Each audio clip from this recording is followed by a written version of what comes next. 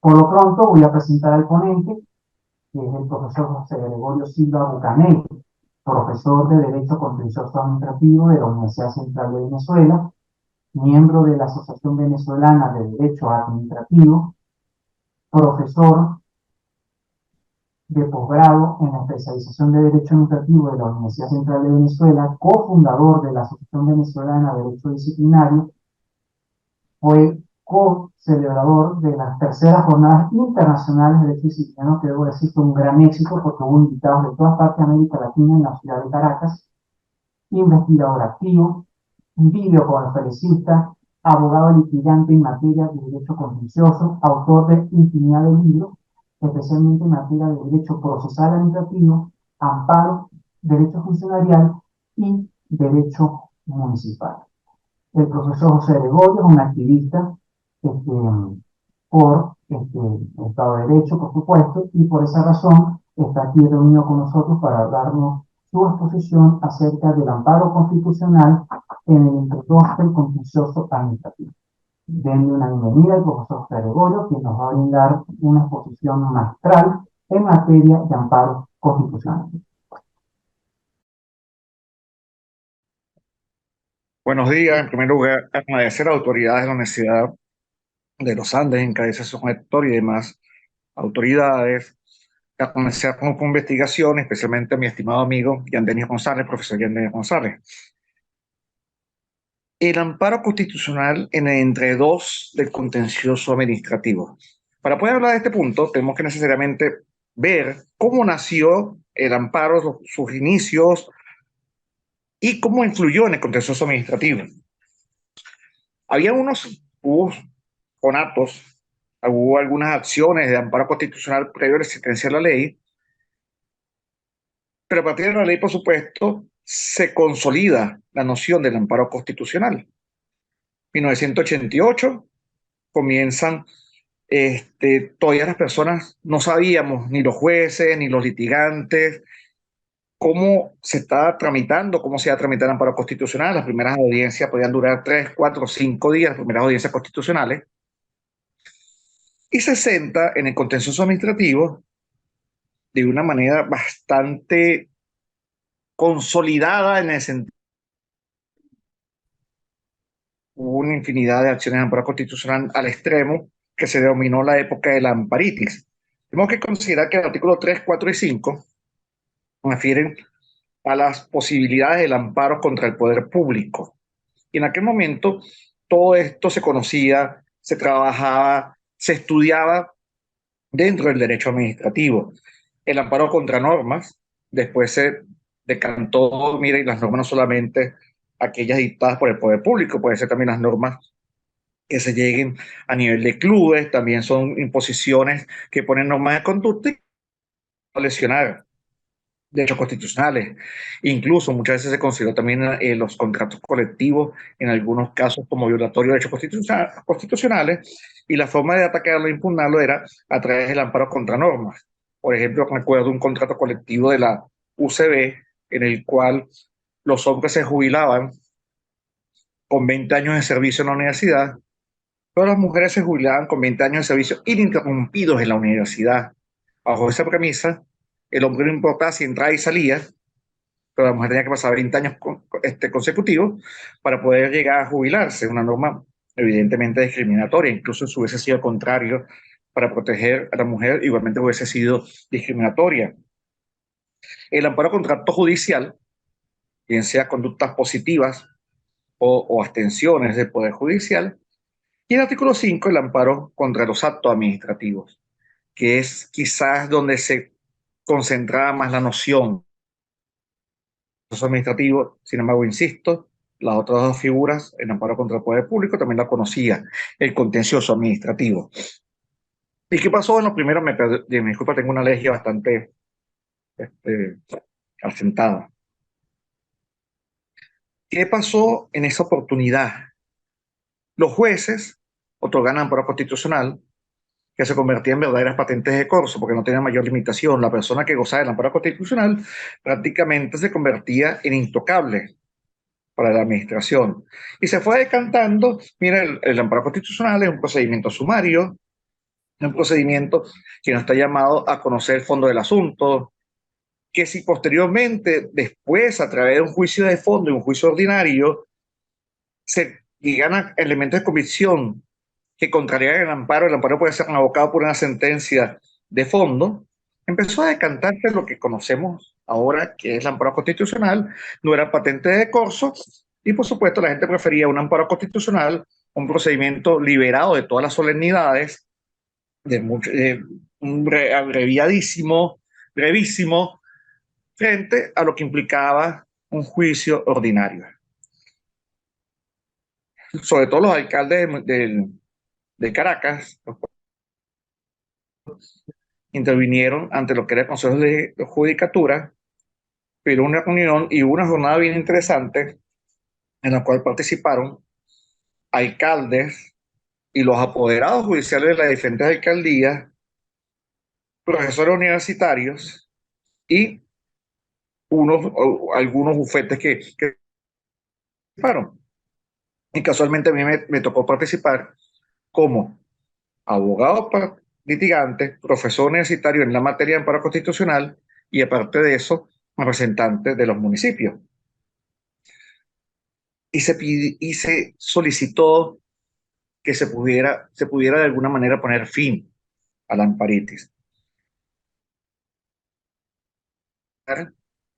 Los estrictos límites de la ley. El amparo procede cuando exista un medio judicial breve, sumario y eficaz, y quiero recalcar la noción de eficacia. Eficaz que sea capaz de establecer la situación jurídica infringida. ¿Qué estamos diciendo con eso? Mira, si hay un medio ordinario y el medio ordinario es capaz de resolver la situación, no procede el amparo. Esa es la posición que posteriormente, ya a partir de los años 2003 aproximadamente, asumió la Sala Constitucional del Tribunal Supremo de Justicia. No procede el amparo, es una condición de procedencia y después se convirtió en una condición de inadmisibilidad, no expresamente contenida en la ley, pero se le dio tratamiento de inadmisibilidad porque la cuestión de procedencia en todo caso debería ser un problema de fondo y se le consideró que era una condición de admisibilidad.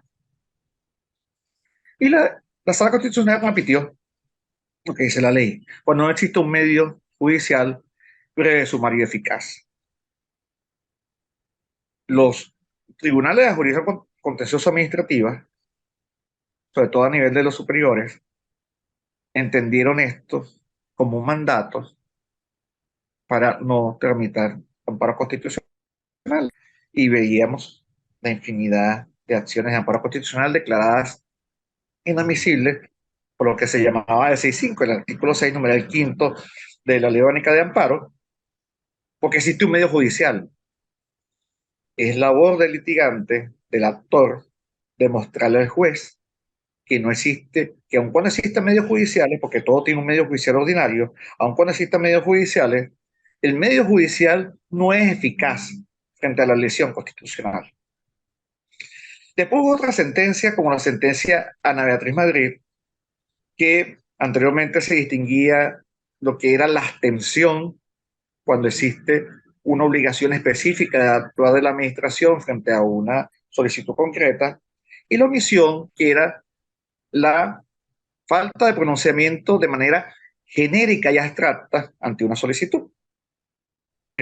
Si existía en la ley la respuesta específica que había que darle, o si sencillamente estaba a entrar en juego la noción de discrecionalidad de la administración, en el sentido de que la administración pudiera tomar la decisión que. Ejemplo de esto: tengo más de 60 años de edad, soy hombre, más de 20 años de servicio, conforme a la ley de jubilaciones, me nació el derecho a la jubilación. ¿Qué tiene que hacer la administración? Verificar si estos requisitos están cumplidos y necesariamente pronunciarse sobre el otorgamiento de la jubilación. Estaríamos en presencia de una abstención. En cambio, yo solicito un permiso remunerado porque me voy a estudiar en España un año, como mucho que dio el Tribunal Supremo de Justicia. Miren, no voy a estar aquí prestando servicios, pero quiero que me sigan pagando todo el sueldo y sus beneficios.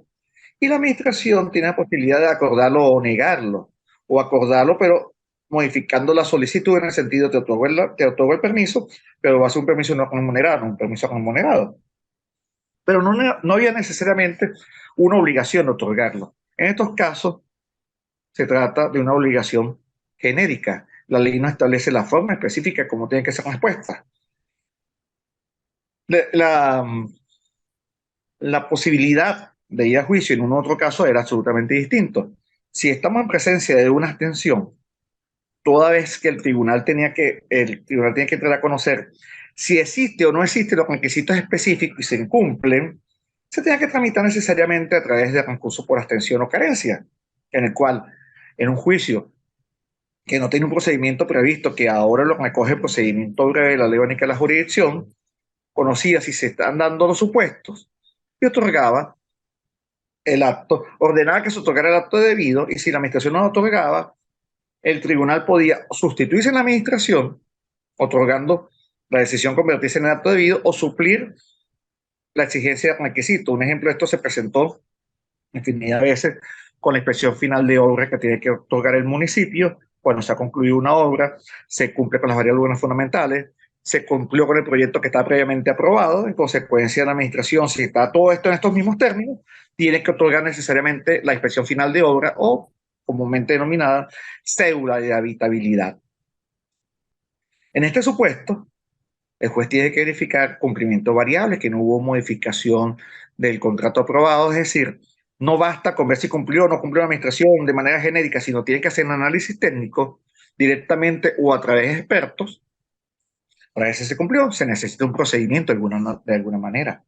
En cambio, frente a una omisión, tiene que responder lo que ahora el artículo 51 de la Constitución otorga debida y adecuada respuesta, no respondía en los términos establecidos, el tribunal le ordenaba responda. Y el amparo constitucional permitía, ante la posibilidad de que pudiera existir una medida privativa de libertad, tenía una fuerza coercitiva innegable. La Sala Constitucional de Madrid unificó lo que era el amparo, lo que era la abstención y la omisión. Y frente a cualquier caso de abstención o omisión, tiene que tramitarse necesariamente a través de juicio breve, por motivos de abstención. ¿Qué pasó con esto? El tribunal se limita a decirle a la administración, pronúnciese.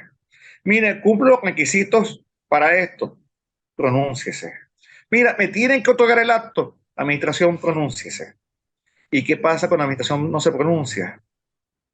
Nada, porque tiene que ver con la conferencia que estamos dando ayer del temor que tienen los jueces de ejecutar cualquier tipo de sentencia, aunque no sean de contenido patrimonial.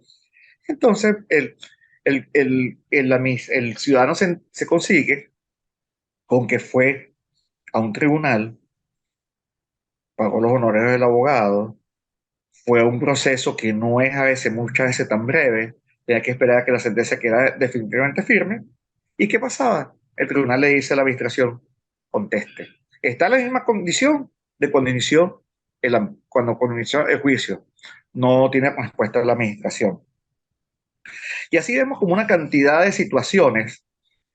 Puede existir un medio judicial, incluso muchas veces breve, porque muchas veces el procedimiento breve por supuesto, es mucho más abreviado que el procedimiento ordinario de la ley orgánica de la jurisdicción, pero no es eficaz.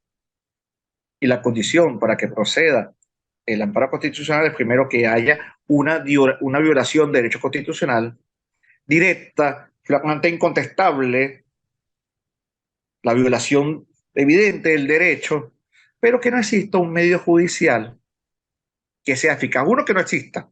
Procede el amparo, bueno, toda situación tiene posibilidad judicial de un remedio, conforme lo señaló también la Sala Constitucional, por lo cual, pocas veces ustedes me dicen, me escuchan decir, estoy de acuerdo con la sentencia. La Asociación Bosque Vivari Caraja Cachinano, Botsivica, siempre existe un medio judicial para reclamar, para hacer valer en juicio cualquier pretensión. Pero ese juicio tiene que ser eficaz.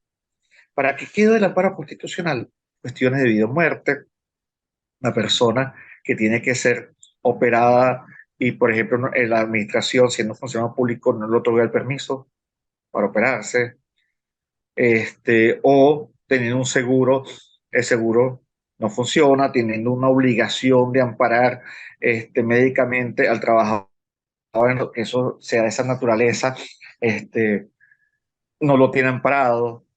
La administración muchas veces ante los reposos largos decide sacar al funcionario de nómina y pierde también los beneficios de protección, pero no ha sido destituido, no ha sido retirado, no ha sido jubilado, no ha sido, sigue el vínculo con la administración. Entonces los tribunales dejan el amparo constitucional solamente para estos casos de vida o muerte, para protección del fuero maternal o paternal en la función pública. Son casos muy, muy, muy específicos, limitados, en los cuales hemos conseguido que se tramite un amparo constitucional conforme a la jurisprudencia, que todavía puede ser visible, porque además ya los tribunales superiores contencioso administrativos, por ejemplo, en Caracas, no publican sus sentencias en la página web. Entonces, no se entera por otros amigos, alguien le señaló, le indicó, acudió al tribunal. Eso si se trata de un tribunal que no considera que para poder el expediente tenga que ser parte, porque hay tribunales que se olvidan del principio de publicidad del expediente, quedó para casos muy limitados. Entonces, el amparo constitucional prácticamente huyó del contencioso administrativo. Si bien es cierto, en el caso de la época de la amparitis era exagerada la cantidad de acciones de amparo constitucional que se tramitaban en los contenciosos administrativos, pasamos de una exageración a una prácticamente ausencia de acciones de amparo constitucional, que muchas veces son necesariamente útiles. En los pocos casos que vemos que se tramita el amparo constitucional no de forma autónoma, sino como medida cautelar, muchas veces el otorgamiento por parte del tribunal atiende a una posición política, o muchas veces atiende a una posición que sin ser política es metajurídica, muchas veces malos manejos, por los cuales se acordó el amparo constitucional, otras veces sencillamente por un clamor en la opinión pública, pero son excepciones. Tampoco podemos entender que un medio de protección que además tiene carácter y rango constitucional, sea una rareza, sea una, hay que buscar con pinzas y extraer y organizar todas las sentencias. Mira, aquí hay un amparo constitucional. Se convirtió en la huida del amparo como protección de la Constitución. Generalmente, cuando estamos hablando del amparo dentro del contexto administrativo, generalmente no, debería ser exclusivamente el amparo contra los órganos del poder público. Entonces, también a eso le sumamos que hay un temor de dictar decisiones contra los órganos de la administración pública. Uno, cuando hay un vínculo directamente con el poder central, quizá un vínculo político. Y en otra oportunidad escuché yo a un jerarca, si se puede denominar de esa manera, dentro del contexto administrativo, explicarle a los jueces superiores del contencioso de Caracas que cualquier acción, no importaba si el municipio era de oposición o de gobierno, que fuera siempre sin lugar, porque sencillamente así evitaban que cuando tuviera una acción que afectara o no al gobierno, hubiera una contradicción, es decir, la negación de las acciones judiciales y especialmente la negación del amparo constitucional. Estamos viviendo una época de sombra, como es el lema de la UCB, y así como siempre he dicho, aunque yo no soy originario de la UCB, ya formo parte y quiero y amo la UCB como si hubiese sido mi universidad de renovación. Al igual soy de Venezuela, se extienden sombras innecesariamente, como lo dije ayer también en la exposición que tuve en otra área, en otro punto álgido del contexto administrativo. Así como el Estado de Derecho se pierde, a mi entender, ante la pérdida del contencioso administrativo, la forma de rescatarlo es necesariamente a través del contencioso administrativo. Hay que perder el miedo, los jueces tienen que perder el miedo de declarar un lugar, una acción contra el Estado, contra el poder público, porque sencillamente si yo ejerzo una función judicial con el temor, en el contexto, especialmente en el contexto administrativo, que su función es controlar la actividad del Estado, la actividad política a través del producto de los actos administrativos, si yo tengo miedo como juez de decidir en contra del Estado, sencillamente yo no puedo ser juez, porque yo estoy para impartir justicia. A veces ganará la administración cuando tenga la razón, a veces ganará el particular cuando éste tenga la razón, pero es eso, impartir justicia y no favorecer una posición a ultranza. La huida del amparo constitucional del derecho administrativo se entiende, por un lado, a malas interpretaciones de esa noción de que existe un medio jurídico, un medio judicial previo, que sea breve o eficaz, principalmente eficaz. Eso es una de las causas por las cuales ha huido. También ha huido por causa del temor de los jueces de decidir contra la administración. También ha huido que es mucho más fácil declarar inadmisible una acción de amparo constitucional que de entrar a conocer un amparo constitucional y de manera convencida tener que emitir un pronunciamiento judicial. Ha huido por muchas causas. Hay que rescatarlo en la justa medida en que efectivamente hay supuestos, más allá de esto de vida o muerte, que el amparo constitucional de manera autónoma procede para conocer y para controlar las arbitrariedades de la administración. Eso ha sido, con esto concluyo, eso ha sido siempre el, el norte del contencioso administrativo. Contener la arbitrariedad de la administración. Hay un libro excelente del español Accidente Cornelia, La lucha contra las inmunidades del poder. Todos los autores se han referido al control y a la contención de las arbitrariedades de quien ejerce el poder. Aún en los países de más avanzada democracia, el poder tiende a desbocarse y en función del contexto administrativo hacer que las funciones y el ejercicio del poder vuelvan a un justo límite. Por eso que yo siempre creo que defenderé la noción de contencioso, de lo que implica el contencioso, aun cuando en un momento determinado podemos considerar que no existe, en el caso venezolano, tengo que seguirlo defendiendo, porque no tengo que trabajar en base a lo que es, sino en base a lo que debe ser. Ya, con motivo de tiempo y tratando de cumplir con el cronograma de la universidad, este, por lo menos hasta este momento, puedo concluir la exposición y dispuesto a atender cualquier pregunta que haya. Muchas gracias. Felicitaciones por la ponencia extraordinaria y precisamente ahora se va a abrir la ronda de preguntas por parte del público que se encuentra aquí presente en el salón de cursos múltiples de la Facultad de Ciencias Económicas y Sociales. Pues soy Andeni, disculpe, como estoy trabajando del teléfono, el audio que yo tengo aquí es bastante malo, entonces una forma de que pudiéramos hablar un poco más alto para poder escuchar yo las preguntas cuando hayan. Se va a abrir la ronda de preguntas. Quienes estén interesados en plantear sus interrogantes, por favor, planteenlas al profesor Silvio Bucanet.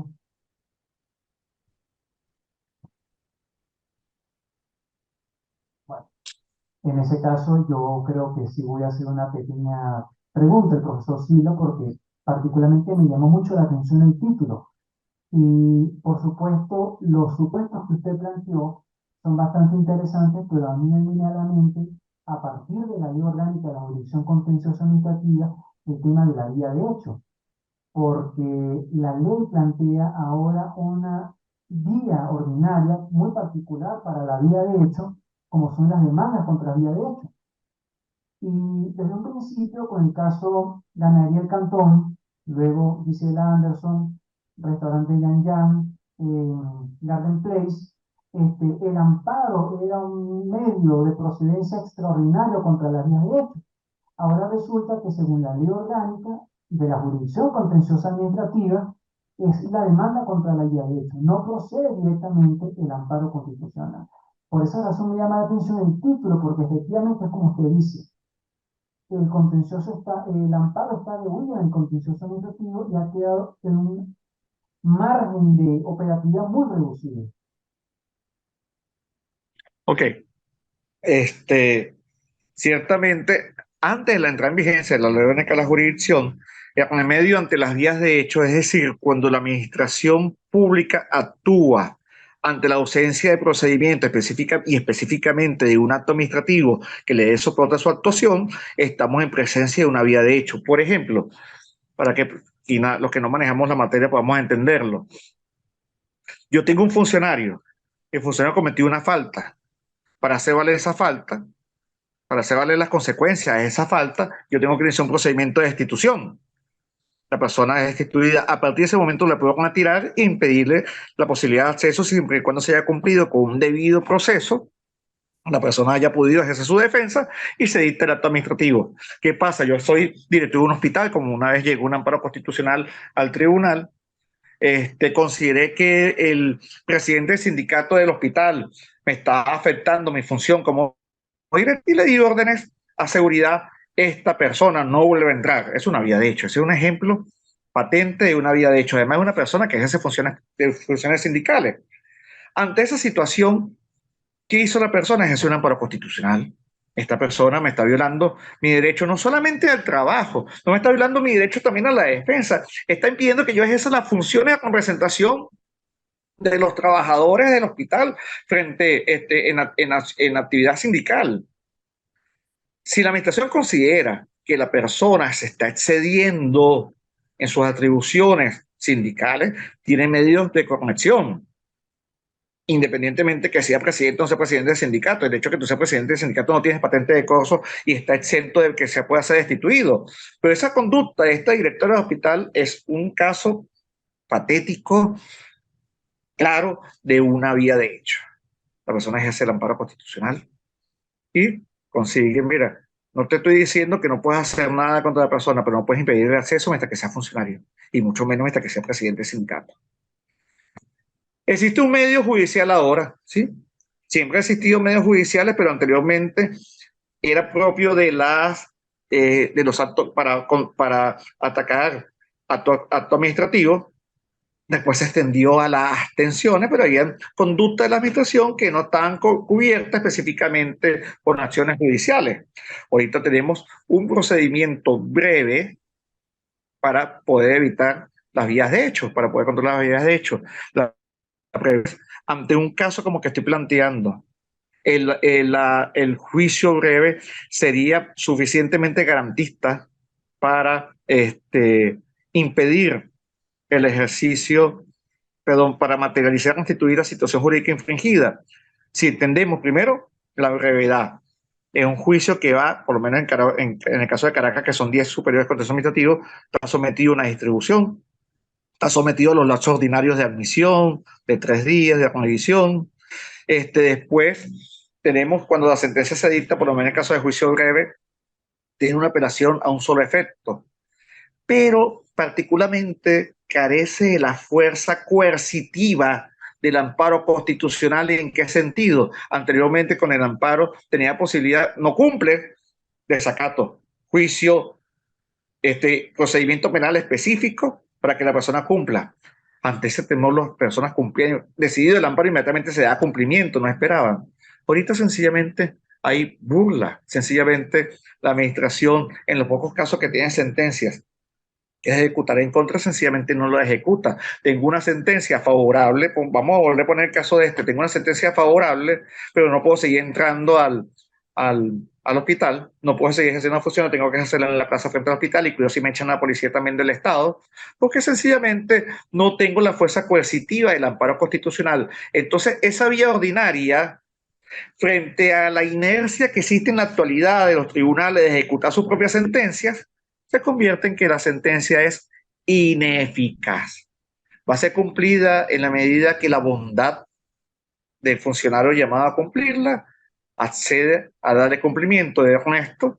La persona va a seguir esperando que se ejecute y muchas veces no se va a ejecutar. Y vuelve a cometer infidencia, vuelve a plantear la situación que planteé ayer en la exposición. En alguna oportunidad tuve por un juez ante una solicitud que tenía 3 años de ejecución de sentencia y decirle, ejecuta. Este caso no es una demanda de contenido patrimonial, no está amparada por los privilegios del fisco, de la previsión de ejecutar medidas cautelares definitivas contra el patrimonio del Estado. Es una obligación que tiene la administración de emitir una habilitación a un particular. Y se me queda mirando con cara de desconcierto y me dice, ¿y cómo se puede ejecutar yo esa sentencia? O sea, yo no tengo por qué explicarte porque tú eres juez, te estoy pidiendo la ejecución, pero existen medios para tratar de ejecutar la sentencia. Una sentencia de la sala del Tribunal Supremo de Justicia que a mí me encanta en esta materia, la sentencia de las adscripciones, en el cual se le impone pena pecuniaria de carácter personal al jerarca que se niega a cumplir una sentencia. Para eso, pero fue un intento de decir, tienes que cumplirla. La destitución de un funcionario que se niega a cumplir una sentencia, estás incumpliendo un mandato del tribunal, la posibilidad de un desacato ya no por la vía del amparo constitucional, del desacato del amparo constitucional, pero las sentencias judiciales tienen que ser cumplidas y hay un capítulo del Código Penal que está dedicado a la protección de los poderes públicos. O sea, existen medios para hacer valer una sentencia. No me vengas a decir como juez que no tienes la forma de hacerla ejecutar, pero ante el temor de esa forma de ejecutar sentencias contra el Estado, el amparo, nada más por la fuerza coercitiva en sí misma, ya era suficiente para que las personas, los llamados a cumplir, cumplieran con las decisiones judiciales. Profesor, espectacular su explicación. Si no veo que hay más preguntas, creo que fue bastante claro lo que el doctor explicó. Entonces, bueno, quiero dar por concluido la primera ponencia del profesor Silva Bocanelli y, por supuesto, agradecerle en nombre de la Universidad de los Andes, específicamente de la Facultad de Ciencias Jurídicas y Políticas, a aceptar haber participado en nuestras primeras jornadas de Derecho Público del Grupo de Investigación Robert Bonner. Agradecido y engalanado fui yo por esta invitación. Me encantaría poder continuar con ustedes, pero lamentablemente otras actividades que debo cumplir me llaman y no puedo continuarlo. Esto es una demostración que la universidad va más allá del espacio de la universidad misma. Estas posibilidades que tenemos de temática de comunicarnos, agradecido y siempre a la orden. Hasta luego. Muchas gracias. Muchas gracias, profesor.